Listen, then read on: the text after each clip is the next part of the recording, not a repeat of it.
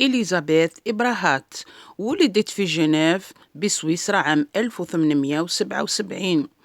كبرت وحبت المغرب العربي، ذهبت إلى الجزائر واستقرت بها، جالتها شرق وغرب وشمال وجنوب، استقرت بالصحراء، ركبت الحصان وتنكرت في ملابس الرجال، دخلت الإسلام وتزوجت وحاربت الاستعمار، كتبت مجلدات وكتبت كتب في حبها للجزائر وعشقها للدين الإسلامي، حتى أن يوم وفاتها كانت في 17 أكتوبر 1904، وكانت إثر طوفان ضرب المدينة.